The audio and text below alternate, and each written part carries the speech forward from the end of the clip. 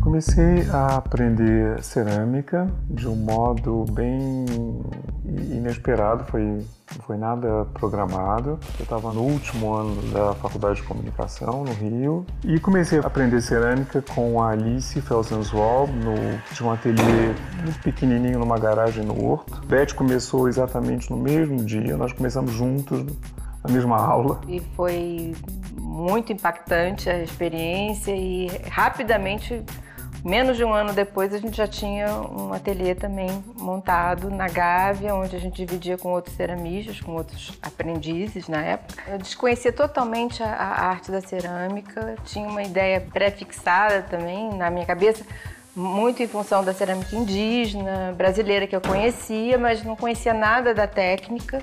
Vamos lá pro torno? E foi realmente um fascínio absoluto pelo torno. Eu achei muito interessante, fascinante mesmo, e muito difícil também. Então era uma vontade de desvendar aquilo ali de qualquer forma. Então foi isso que mais estimulou, foi realmente a ideia de poder modelar uma forma, de criar uma forma no torno. Como é que a gente tem as ideias?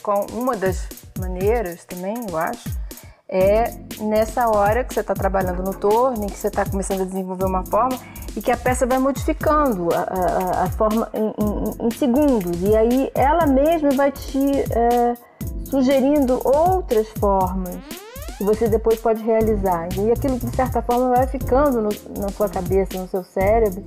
E essas meias formas vão surgindo depois. É na própria prática do trabalho mesmo. A criação, para mim, acontece de um modo muito forte na observação daquilo que eu já fiz. Geralmente, uma determinada forma, eu penso na forma complementar, com a qual essa forma vai dialogar.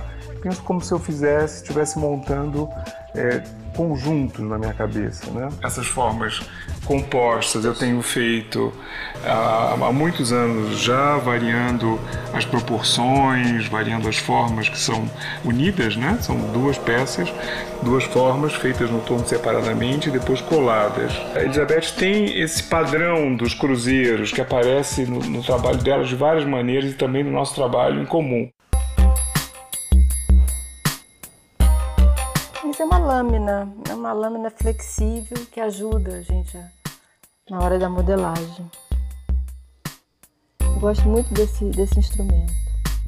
E em função de cada peça, a gente utiliza determinados instrumentos que são próprios da cerâmica também, né? Que fazem parte do universo mesmo dos instrumentos que se compra para cerâmica. E outros que a gente desenvolve, manda fazer ou mesmo faço em função do que eu quero realizar.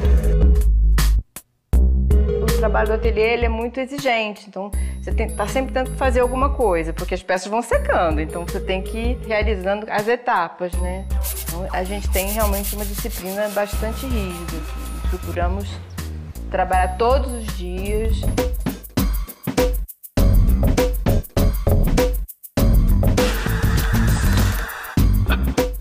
Eu admiro muito o trabalho de uma ceramista austríaca, ela se chama Lucy Rie.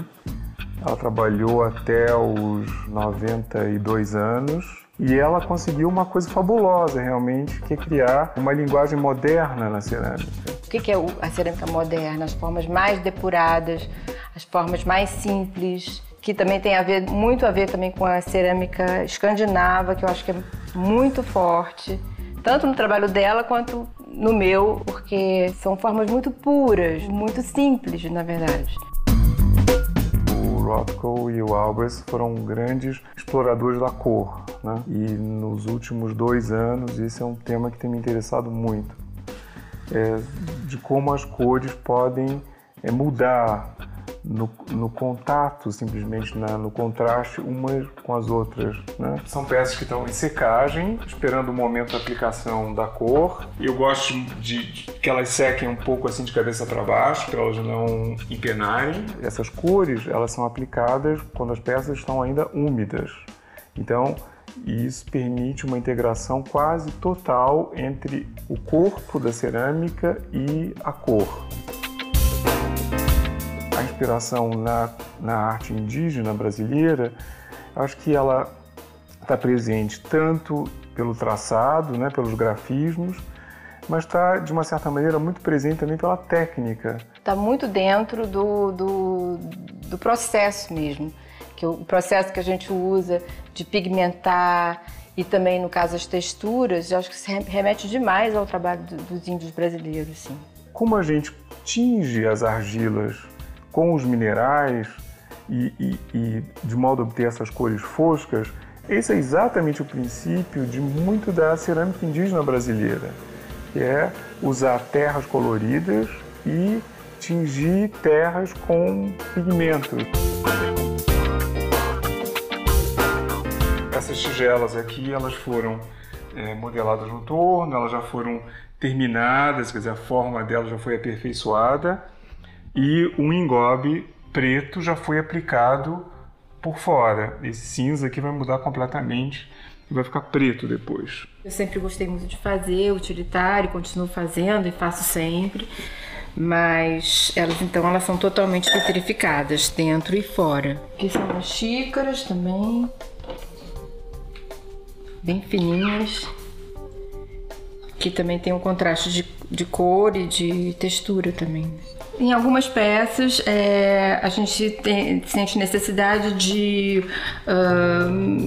misturar um pouco os dois trabalhos. No caso, geralmente Gilberto faz formas grandes, então nessas peças são formas grandes e depois trabalhadas por mim quando é mais uma geometria que está em questão. Linhas mais precisas, eu entro para fazer o trabalho de desenho, vamos dizer assim, de pintura e desenho. Meu sistema é muito de intuição, eu sou muito intuitiva no que eu faço. Eu acho que isso, de certa forma, aparece no trabalho também, esse lado da intuição, da sensação, assim, né? Tem uma coisa muito sensitiva.